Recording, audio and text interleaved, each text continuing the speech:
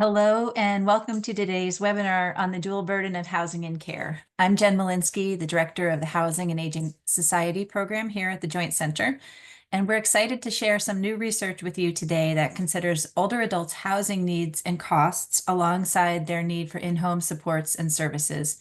For individuals, these two needs and the two costs are inextricably linked, and we're really excited to share work that is looking at both of these things together. Before we begin, a quick reminder that we have two other upcoming events. On Monday, November 18th at 1 p.m. Eastern Time is using AI to predict and prevent homelessness. On Thursday, December 5th from 6 to 8 p.m., Mid-Rise Housing for a High-Rise City, which is co-hosted with the American Institute of Architects New York Housing Committee. And now to today's event. I'm delighted to introduce my colleagues Peyton Whitney, our center research analyst, and Samara Scheckler, senior research associate, who will share the approach and findings and also speak to the need for future research. And then we will welcome two guests, Kelly Cronin and Ryan Elza from the Administration for Community Living, to talk about some of the policy implications the paper raises, as well as opportunities for integrating and aligning housing and services in a way that might lighten the dual burden for older households. We will wrap up by 1:15. If you have any questions, please use the Q&A feature at the bottom of your screen. We will get to as many as we can, and we'll answer some in real time as possible, and some behind the scenes. And if we don't get to yours, I apologize. And we will also post the video from the event to our website early next week. The paper itself should be out within the next month, and we'll post the slides in the paper at that time. So at this point, I'd like to welcome Peyton to come along and share the research with us. Thank you, Jen. Let me just share my slides.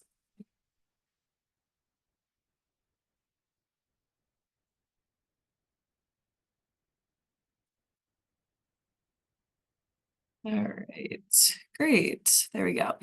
All right, so hi, everybody. My name is Peyton Whitney, and I'm a researcher at the Joint Center. I'm very excited to be here this afternoon sharing some work with one of my co-authors, Samara Scheckler. With this research, we hope to encourage folks to think about the ways in which the cost of care compounds affordability problems and makes it more difficult for older adults to age in their homes of choice. This concept of the dual burden models the full costs that many older households will eventually have to face as they age, in particular, the combination of in-home care and housing costs. The US population is aging. This chart shows demographic projections of the older adult population between 2025 and 2045. And we predict that the number of households headed by someone at least 80 years old is expected to double during this period. The growth of the older age groups is particularly significant because people in their 80s and above are more likely to have housing affordability challenges, to need accessibility features in their homes, and to need long-term care services at home. And it was this recognition that led us to focus on what we call the dual burden of housing and care. While most older adults do want to age in their community, housing affordability is a growing problem. In 2023, the number of cost-burdened older adults spending more than 30% of their income on housing expenses hit a record 12.4 million households. And on top of housing costs, nearly 70% of those 65 and older will need long-term care services at some point. Long-term care services can be provided by paid professionals or by unpaid family members or friends, and they typically include help with housekeeping tasks, and this can be shopping, cooking, or laundry, or also assistance with activities of daily living, like bathing and dressing. These services are essential to older adults, yet long-term care is extremely expensive. The median price for a daily home health aid visit for the households we studied was $41,000 in 2021 annually. And the median household income for older adults over the age of 65 was just $50,000. Typically, long-term care services have to be purchased at a minimum of 4 hours, meaning a single visit in 2021 cost at median over $100. And in combination with housing and living costs, the combined total is far above the limited incomes of many older adults. Programs certainly exist to help with older adult affordability concerns, but there are also gaps in coverage. So there's little federal housing assistance available to renters with moderate incomes or to owners. And among those who are financially eligible for assistance, many do end up waiting years to receive subsidy. On the health side, Medicare, the health insurance available to all adults over the age of 65, does not cover long-term care. And Medicaid will pay for care in an institutional nursing home setting, but this is both expensive and restrictive. Older adults who prefer to receive support at home might qualify for home and community-based supports or HCBS services through a state Medicaid waiver program. But the design and size of these programs varies widely between states, and these also maintain long waiting lists. Also, these programs assist only the lowest income households. And when family is unavailable and professional care is unaffordable, needs can go unmet. And this increases the risk of hospitalization and even premature mortality. Since Medicaid pays for long-term care in a skilled nursing home, unmet needs can increase institutional nursing home use. But this option is much more expensive, and it's not an alternative that many older people prefer. So recognizing the limitations of informal care for older adults, it means that most people need an affordable, accessible home, as well as services and supports to live in a community setting. So we set out to understand how the combined cost of housing and professional long-term care are weathered by today's older households. We asked, what is the share of today's older adults able to fund long-term care services out of pocket after paying for housing and living costs using just income? And what are the characteristics of older adults unable to afford long-term care services in combination with housing and living costs? So just to get into the data behind our analysis, we used several data sets to estimate long-term care service affordability from the year 2021. But the main ones to highlight are the American Community Survey microdata, which was used for household level characteristics like housing costs and demographic information, as well as the Genworth Cost of Care Survey, which offered data on long-term care service costs. We refined our sample to a specific subset of older adults living in the community, either alone or with their partner. So this excludes multi-generational households. We also exclude couples that live in different residences, for example, if one lives in a nursing home. And to focus on the group more likely to need long-term care services, we selected households in which the oldest resident was at least 75. And overall, we were left with 9.8 million households in our sample, and this comprises 50% or 57%, I should say, of the older adult population, where the oldest resident is at least 75. We had to also make some assumptions about the costs involved for households. The main one I want to bring up is that long-term care costs, which we modeled as a home health aide visit, as an industry standard, are typically billed at a 4-hour minimum. So we price daily services as the local cost for 4 hours of assistance per day from a home health aide. Finally, our equation to determine whether an older household could afford daily home health aide services is shown highlighted in orange here. A household was deemed able to afford daily care if their household income exceeded the annual combined costs of housing, living, and daily long-term care. And then households without sufficient income were split into 2 groups. Those most likely to receive any form of public assistance, which have incomes up to 50% of area median, and those who were least likely to receive public assistance with incomes above 50% of AMI. All right, and now for the analysis. We find that the dual burden of housing and care is high, $67,000 annually at median. And this is well above the median income of households in our sample, which was around $40,000. Overall, nearly 4 million households in our sample were unable to afford housing and living costs, even before we added on the cost of professional in-home care. And then once we add the cost of one daily home health aid visit to housing and living costs, we arrive at our main finding that just 2.4 million or 24% of households in our sample were able to afford both housing and daily care. This left 7.4 million older households unable to afford the dual burden. Next, we investigated care affordability among older households with a resident who had a functional difficulty. These include issues with sight, hearing, independent living, self-care, mobility, or cognition. We found that just 1 in 10 people who live alone with a functional difficulty are able to afford daily care, yet this is the group that may need professional assistance in the home the most. And about half of the group that is unable to afford the dual burden has an income over 50% of the area median. So this means they're extremely unlikely to qualify for assistance from Medicaid waivers.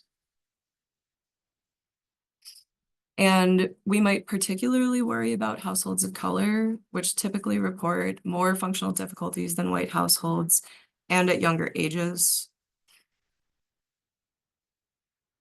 But yet these same households are much less likely than their white counterparts to be able to afford a daily home health aid visit should the need arise.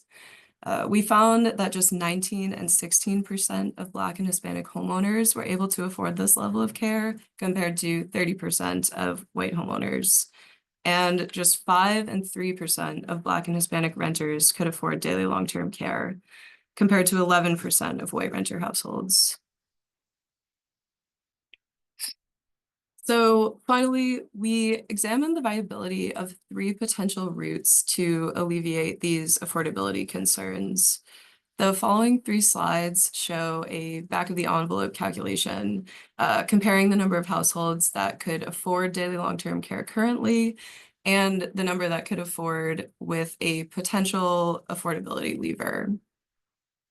So the first one we considered was changes to affordability for 5 years if homeowners without mortgages, which make up just over half of the households in our sample, could leverage their home equity to purchase care. We roughly approximated this amount as 80% of their self-reported home value, which at median in our sample ended up being $200,000. Overall, this option did expand the number of households able to afford daily care by 1.6 million, and this brought the total share able to afford up to 41% of the sample. While this option improves care affordability, it depletes nearly all home equity, which means it's not available for use for other important things like home modifications or repairs. And for the moderate income homeowners that make up the bulk of this group, this could have serious implications for intergenerational wealth transfers and could reinforce existing persistent gaps in home ownership by race and ethnicity. And then on top of that, there remains the challenge of actually tapping this equity in practice, and this will not help renter households. So this led us to explore another potential option for increasing long-term care affordability, which is if rental assistance programs were expanded to ensure that all renters eligible for subsidy received it, and received enough to eliminate housing cost burden. While this would help many households meet their basic living costs, it also has the least potential effect on care affordability, increasing the group that could afford a daily long-term care visit by just 42,000 households, or only 2% of renter households in our sample. Again, this chart is only looking at the effect of increasing rental assistance on the ability to actually afford daily care. Fully funding rental assistance would reduce housing cost burdens and free up much needed income for other expenses like food, out-of-pocket healthcare costs, and other essentials. Finally, we explored universal access to HCBS-funded long-term care services for all households that are actually enrolled in Medicaid. This route would allow for an additional 1.5 million older households to afford daily long-term care, bringing the total up to 37% of all households we studied. This ensures the most vulnerable residents in the sample do have access to daily care, no matter their tenure type. However, this only expands coverage for very low-income households. And we do see in the data that few residents are enrolled in Medicaid, even among those more likely to need long-term care services. So this chart shows the share of households enrolled in Medicaid that cannot afford daily long-term care and have a resident reporting a difficulty with either independent living, self-care, or mobility.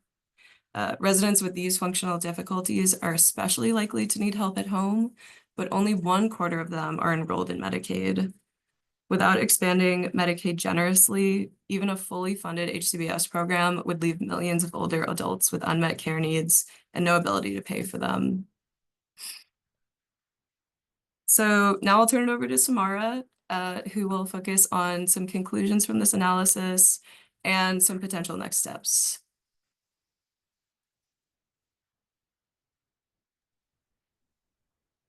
Thank you, Peyton. You made it really clear that most older households are not able to afford the dual burden of housing and care.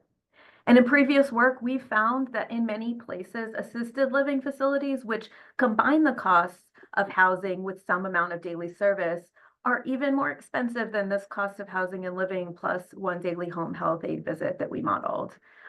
Given our analysis used 2020-2021 data, we might even worry that gaps have grown with post-pandemic price changes.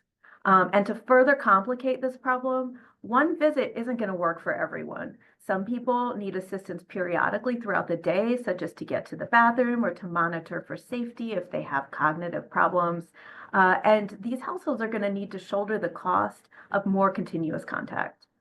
So it comes to me to consider opportunities for older adults to afford housing costs while also being able to fund cost of their care.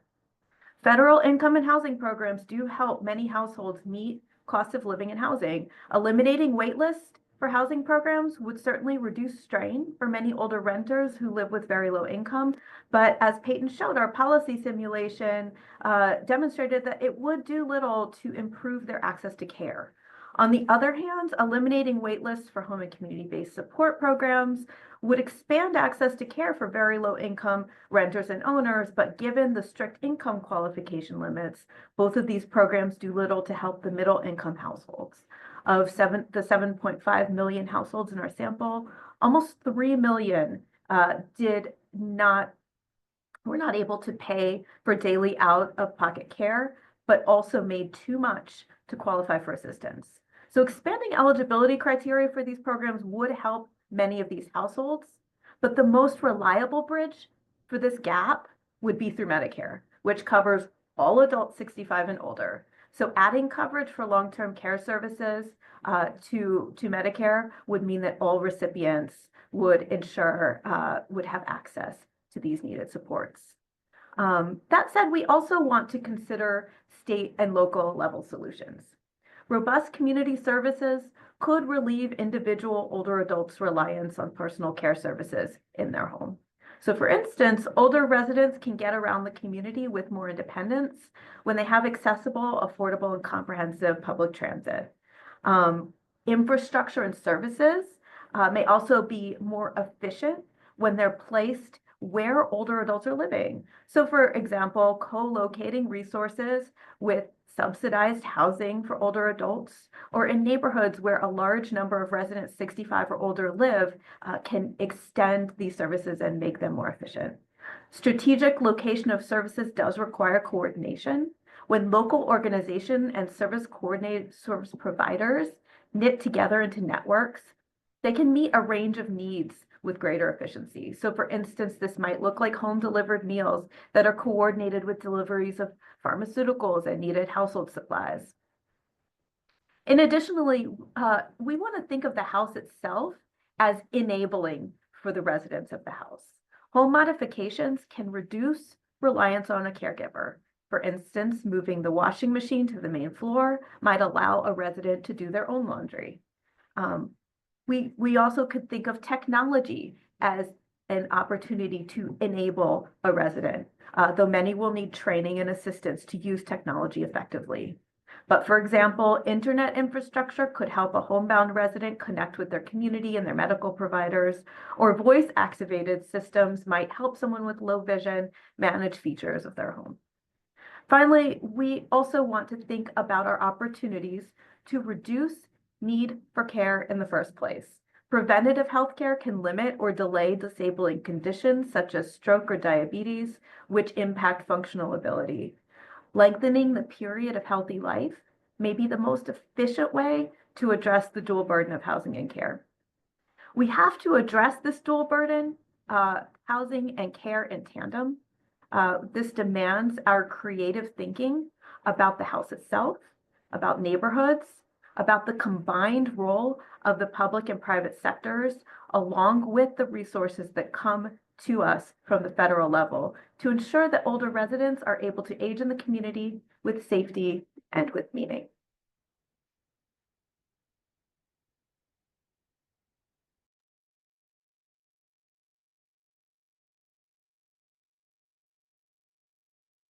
Thank you, Samara. Before we join into the panel discussion, I just wanted to ask you a quick question that we have had a couple in the chat. Can you just speak for a moment to the findings around regional differences? So the numbers that we have shown are national averages of medians of cost, but we do know that there are some very striking differences by region. Yeah, that's a great point. And we did dig into this some. The costs do vary widely by region. However, the costs tend to vary along with income. So while we see very different affordability rates and we see very different costs, the costs don't entirely drive these affordability rates that we see varied from place to place. So while care may be more affordable in some places than in other places, it's not always clear that lower cost community is a more affordable community. Right, because of the income is usually as parallel lower. Great, thank you so much. I am really pleased to welcome our guests now, two guests from the Administration for Community Living. Kelly Cronin, the Deputy Administrator of Innovation and Partnership, and Ryan Elza, Interagency Housing Innovation and Strategy Lead. So thank you both for joining us and welcome. To just start out, Ryan and Kelly, I'd love to get your reactions to the research, anything that resonates with you and the work that you've been doing. Sure. So I'll start, and Ryan also has deep expertise on these topics, so I'll have a lot more to share. We have been mindful of this dual burden without necessarily calling it dual burden in many years now. In our collaboration, over 6 or more years with HUD and other partners on the federal side that are really deep into both providing options for affordable housing to older adults through their various authorities, including multifamily housing, but also, as we work extensively with sort of our Medicare and Medicaid colleagues and our policy colleagues in the Secretary's office, we've all been sort of aware of these challenges. But in more recent years, I think we have been trying to think across all of our program authorities, sort of how can we better coordinate and how do we sort of take a more strategic approach across many of our different programmatic and policy levers, particularly in trying to sort of make it clear what some of the emerging strategies could be and how might we work across levels of government to be able to help address some of the needs, because we only have, so much of a reach at a federal level, and so much of housing and services really plays out at a very, very local level, but has, there's a lot of very, very relevant community players, but also a lot of state programs and authorities that can make a big difference.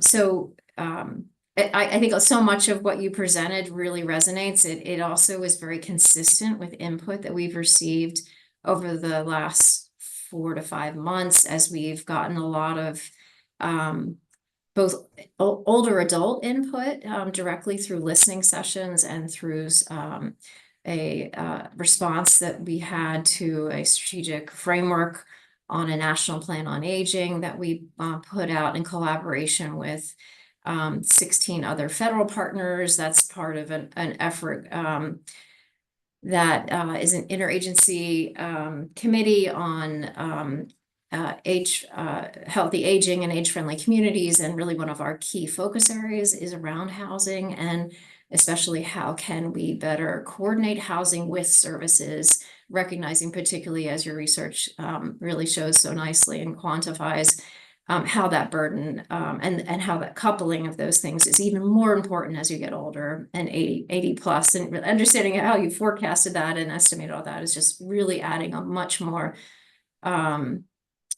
specific understanding, a quantification of the understanding, which is so helpful to our ongoing efforts.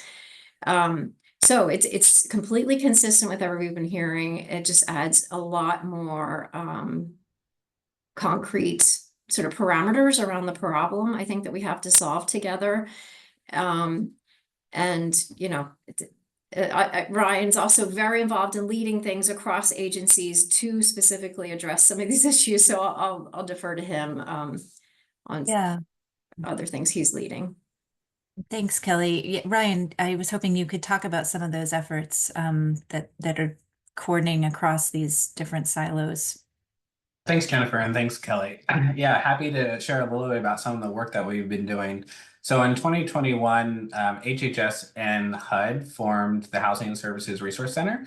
So we entered into a partnership to really better understand how might we be able to coordinate our collective resources, funding programs, our networks of organizations that we fund across the country in order to ensure that older adults and people with disabilities not only are able to find access to affordable, accessible housing, but have the full wraparound supportive services that they need in order to live full and independent lives in the community.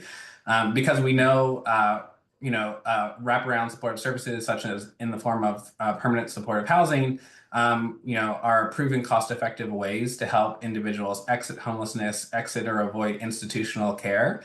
And we've been working closely with our partners and sister agencies across HHS and with HUD and other federal agencies such as the VA, USDA, and others to really look at all of the different authorities and programs that we operate and fund out in communities. And exactly as you identified, how do we help them better partner at the state and local level in order to create more seamless systems and ability to serve individuals and align services? I think we know that we absolutely know that there's a growing older adult population, and there's a growing older adult homelessness population as well. And we really need to be thinking both proactively in preventing older adult homelessness by supporting housing stability and making sure that individuals who are currently housed in HUD-assisted housing have access to services so they don't end up homeless, and kind of grow that emerging problem. But also that individuals who are currently experiencing homeless have access to accessible, affordable housing with supportive services in order to maintain that housing. So we've been working to deliver different types of technical assistance and coordinated guidance across federal departments. And one of those initiatives that we launched this past year is the Housing and Services Partnership Accelerator, in which we've been working with states through their Medicaid authorities to better understand how they can implement housing-related supports and services and how they can leverage all of the different funding opportunities and resources within their states. So thinking about how services, home and community services, and support services that might be funded under the Older Americans Act can help complement Medicaid-funded services, as well as funding that might be delivered through other types of HUD-funded mechanisms such as continuums of care, or services that might be attached through housing vouchers. Thanks. That's a great overview. One of the things that we've seen in some of our work is that it's not just the coordination of these different programs and agencies. It's the fact that they have different eligibility criteria, and that it can be hard for folks to know where to start. Are any of these programs that you're talking about, the accelerator or the resource center, can they help with that kind of a problem? Yeah, that's a really great area of focus, and that's one where we've been helping the states who have participated in this first cohort of the Housing and Services Partnership Accelerator. So we're currently supporting 8 states in the District of Columbia, and many of them have been working to align their their eligibility criteria to align with the housing assistance, both through their state vouchers that they might support, rental vouchers, but also how those align with federal benefit programs. And so they're really taking a close look at this in order to ensure that there's a bridge pathway to housing for individuals and supportive services. So it's definitely been an area that we've been focusing on, and we will be producing some white papers at the conclusion of this cohort that we hope to publish in January that document some of those best practices. That's great. I look forward to those. I think you've done a great job giving us a sense of the landscape. It's happening at the local and the state and the federal level. I'm curious what opportunities you see, particularly for non-federal actors at this point in time, to take towards addressing housing needs and long-term care services, including for people who, as we started to say, some of the metros that we looked at are incredibly expensive. And it's not just people with low incomes who are struggling, it's people with middle incomes, moderate incomes who can't afford both of these. So curious where you see promising action, hopeful innovation that could happen at the state and local levels. Yeah, I'm happy to start off and then have Kelly jump in. So I think kind of building on the misalignment of eligibility criteria, the majority of affordable housing that is developed today is developed through the low-income housing tax credit program. And, having come from working for an affordable housing provider developer before joining into federal service and working on some of these financing deals, it's really complex to pull together all these disparate funding streams and build a financial model that works in order to ensure financial sustainability of an affordable housing tax credit property. And some of these considerations go into how the different subsidies or subsidies that could be attached to a unit, but also the AMI that's targeted or related to those tax credit properties.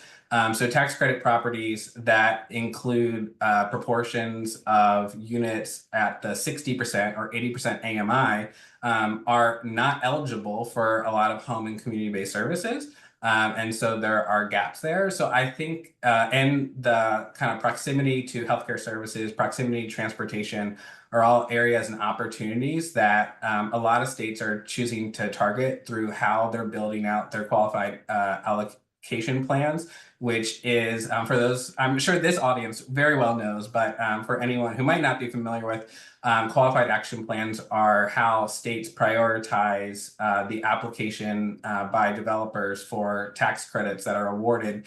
And there's like highly coveted 9% tax credits and then 4% tax credits. So you can incentivize proximity to transportation and other types of service enrichments in a building. And so that's kind of one area that I think there's a lot of opportunity for states to look at how they're serving older adults and how they're ensuring that there's the increased access to accessible units, proximity transportation, and services. And there is also funding opportunities that are available through FTA around the co-location of housing and services. So I think the more that states and communities and developers and aging and disability organizations can be working collaboratively together to really figure out how we can increase the supply of housing, that will go a long way. And the other area I would point to is our colleagues at the Assistant Secretary for Planning and Evaluation, ASPE, within HHS, recently published a study on the penetration of Medicare Advantage by state and across HUD-assisted housing.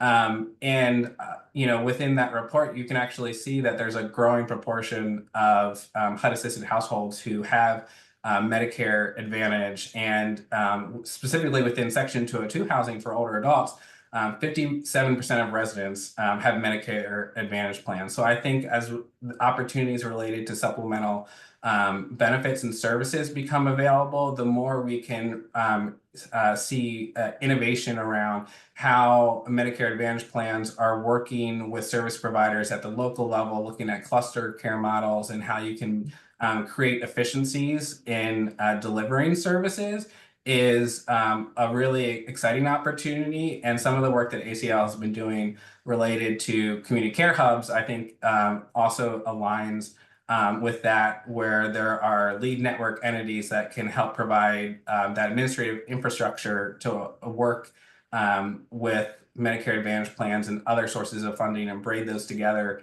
at the local level to enable the delivery of housing-related supports and services. And I'll let Kelly kind of build on that.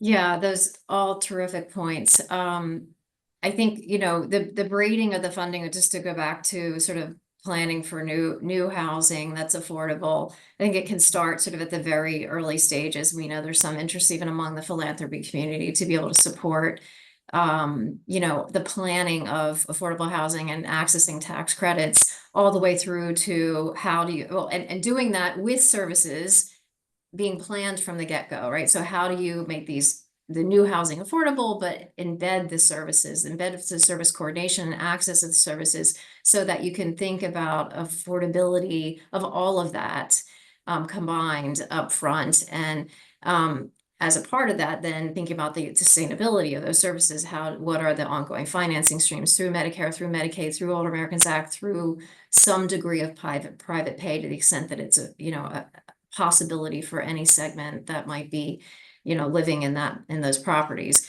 So I think being really creative from the get-go in planning new housing is going to be really important. But when we get to actually, whether it's existing properties that are HUD assisted or even in other kinds of arrangements through home sharing or other means, to be able to fund shared services through these arrangements where it could be more than one Medicare Advantage plan or a duals special needs plan. There likely will be a variety of payers. It could even be, potentially Medicare ACOs that would be interested in sort of keeping people sort of more stable in the community. But we think there's going to be emerging possibilities, but yet some complexities in terms of how do you braid all those arrangements. It's not likely that in any given sort of housing property that you're going to have sort of uniformity with payers, right? Like you'll have a payer mix, which means that you'd probably have to sort of find arrangements across all of them. But understanding that there is a possibility of sort of building out community capacity that has existed and is emerging. We're supporting the growth of these community care hubs that can be sort of community-based entities. Many of them that are emerging now are agency on aging or other nonprofit organizations that have been serving individuals for a long time. They know the community, they know all the service providers, they have a trained workforce. They've learned, how to be HIPAA compliant, how to share information, how do you coordinate services in a person-centered way, how do you respect, people's wishes, their needs, give them options. But also be able to be very resourceful and making sure they have the supports they need to stay independent. So all of that does need to come together but can be sustained through these business arrangements with plans and providers. where it's an incremental investment. It's not all on, say, one or two benevolent organizations or organizations that have some benefits flexibility, but that if we, sort of have more of a collective action model in financing this, that it becomes more doable. Right. So that's one strategy. I think that, the other thing that we think is probably a really more flexible model, especially where we have a really constrained direct care workforce. We're really still in a crisis with our direct care workforce. The ability to allow for self-directed services and allow for, like, this is a very well-developed model in the VA right now. The VA is scaling a self-directed program they call veteran-directed care that could be further supported and enabled through Medicare Advantage arrangements. It happens to some degree now, but with the right fiscal management systems and the right oversight, the right local touches on, clarifying what are allowable expenditures, supporting them and securing the services, that all could be one additional model that would allow some flexibility to allow family members or others that are in older adults' lives that can be trained or are trained to be able to support them, allows them flexibility to have that kind of support and not necessarily rely on agency or a home health option. Yeah, thank you for that. And there's a lot to cover there. I first appreciate the focus on the need for more housing. We need more affordable housing, whether that, through the low income housing tax credit, but also more deeply affordable through Section 202, unquestionably. And I'm also glad you brought up the care workforce, which I want to circle back to. But we have gotten a bunch of questions about the for folks who will not move to Section 202 housing or to new housing, but are aging in their homes, the homes that they own. There's a lot of questions, I think, in the chat about the partnership with home repair and modification programs. So as Samara talked about, these can make a home more enabling and alleviate the need for assistance if you can do something by yourself. So Samara, do you want to jump in there and speak a little bit about some of the needs for home modification that we have seen in our research, and then we'll circle back and see how you see that piece as a partner? Absolutely. I think I'd also like to just point out that there are so many different strategies to get to this home modification assistance, right? We've seen programs, new programs at the federal level to help people with modifications up to $5,000 or so in assistance, which might be a ramp or might be, a modified bathroom to make that more accessible. There's also local and community organizations that concentrate on one very specific task. Maybe it's building ramps, or maybe it's, constructing grab bars, or, kind of doing this specific, meeting the specific need for lower income households. And here in Massachusetts, we also have a program that is interesting because it facilitates much larger modifications for homeowners and renters to access up to $50,000 of loans to, whether it's add an extra room onto their home that is accessible to the resident, or do some of the more major repairs that folks, or changes to the home that folks may need in order to continue living in the home. That is, there's a wide range of opportunities, but most of these programs are small, and it's difficult for people to find them when they need the support, because oftentimes by the time someone needs the support, they need their home accessible. They may be dealing with a health event. They may not even be in the home. They may be in an assisted rehab facility of some sort, and need the change to the home before they can even come home. Yeah, and so I know that, Ryan, I think you were about to jump in here about some of the resources that you have available to bring this piece into the puzzle of a network of support and an integrated system. Yeah, so through the Housing and Services Resource Center, we develop technical assistance products. We host a lot of webinars and trainings, and home modifications and falls prevention has been a big focus of the work that we do. And so we have a lot of recorded webinars that folks can find at the HSRC that highlight different innovative models and partnerships at the state and local level for bringing home accessibility to older adults and people with disabilities.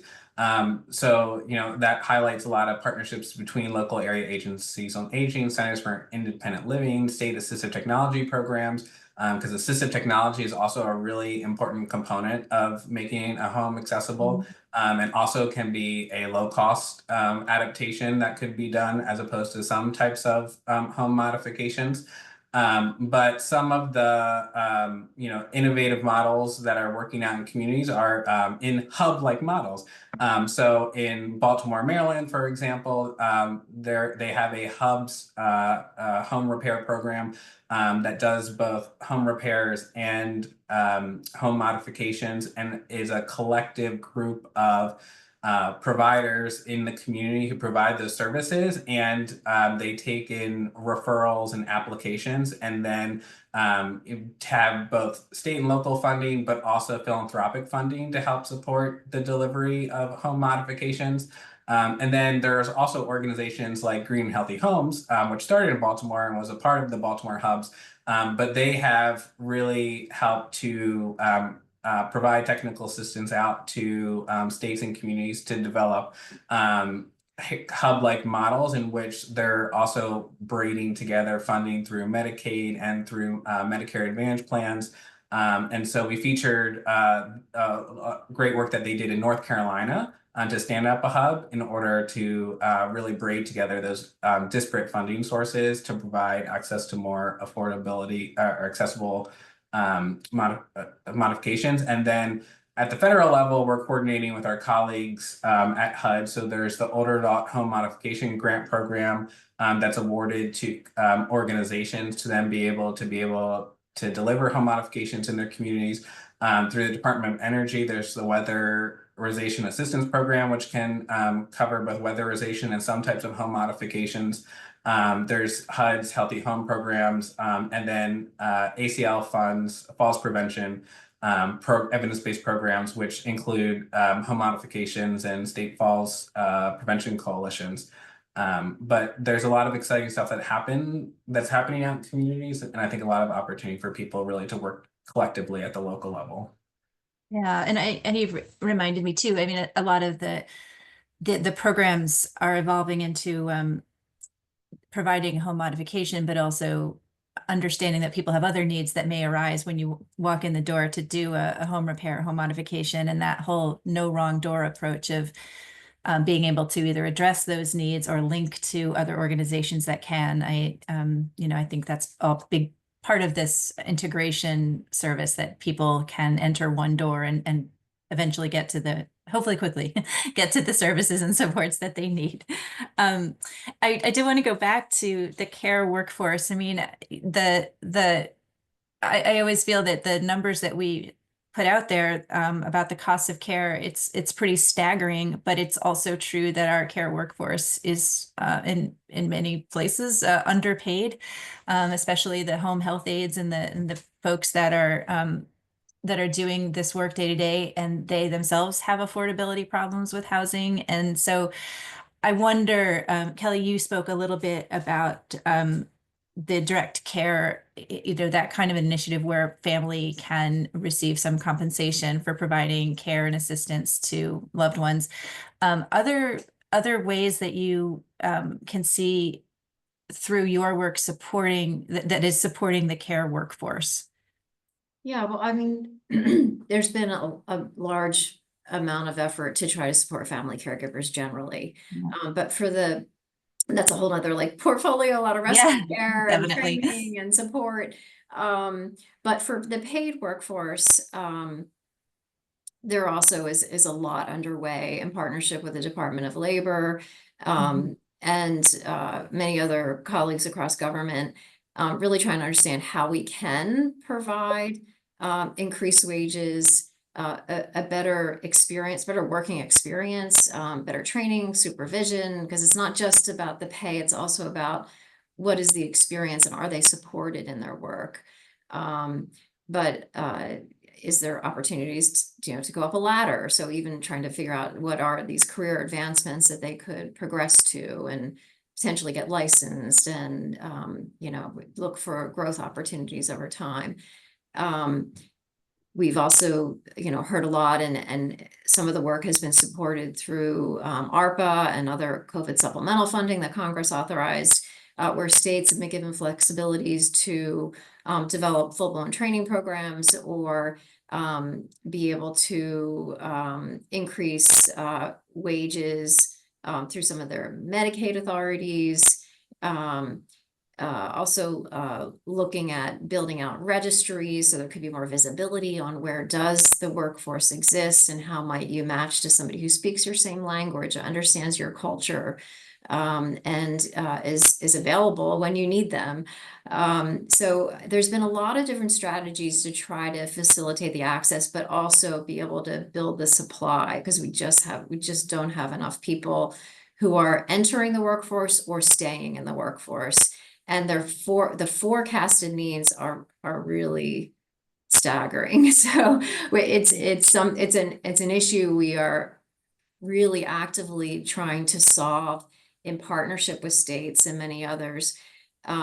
States have already made a lot of good progress, but we are really committed to sort of continue to down the road to figure out the combination of public policies that could address this, but also sort of on a practical level, how do we help people have more options, like whether it's self-direction, whether it's sort of, being able to leverage family or supports that are more readily available to you, or, emerging opportunities under Medicare Advantage or other VA, other payers, given that most people cannot afford on the other side, as you already covered so nicely. Yeah. And to that end, we have a question from the chat. Can we speak to the relationship between healthcare workers, paid healthcare workers, and immigration? Because we know that many of the people who fill those roles are, in fact, immigrants. So in a sense, we've just broadened the conversation out, I feel like, from housing and care and health to now, but it does. We can't do it without talking about immigration, right? It's all part of this big puzzle. It is. I mean, we did hear a fair amount of input about that as a solution to, about a partial solution, perhaps, as a part of this strategic framework for a national plan on aging and addressing the workforce crisis. There were some ideas, for example, to be able to allow more visas for people that specifically want to be performing the role of a direct care worker. And in addition to that specific recommendation that we did hear from several, there was other solutions such as, okay, well, if we do have the ability to have more immigrants performing these roles or people that are not immediately sort of English speaking, is there ways that we can train them and build their competencies in other languages? Like, how do we have a more culturally sensitive or culturally appropriate training programs that are free or accessible? So that we definitely have heard about that. I think, it'll be up to the next administration to consider that. It's outside of ACL's influence, but certainly through our ongoing collaboration, like this interagency committee that we're supporting, it could be a vehicle to consider it. Thank you. We're getting close, but to time, Samara, I wanted to ask you a question. It is not lost on us as researchers that the housing and health worlds, we too are affected by the silos and sort of the data and our ability to look at some of these big questions about housing-based interventions on health. I wonder if you could just speak to that a bit. Thanks, Jen. This has been such a good conversation about how the disconnects between the health and housing systems make it harder for a resident to get the help they need, but the silos between these systems also do make it challenging for researchers to understand and to document the connections between housing and health. So, for example, it's rare for us to find health information that also gives us insight into the conditions of the house. On the other hand, information about the house as a structure and changes to the house rarely will include information about the health and the needs and the supports and preferences of the residents who are living in that house.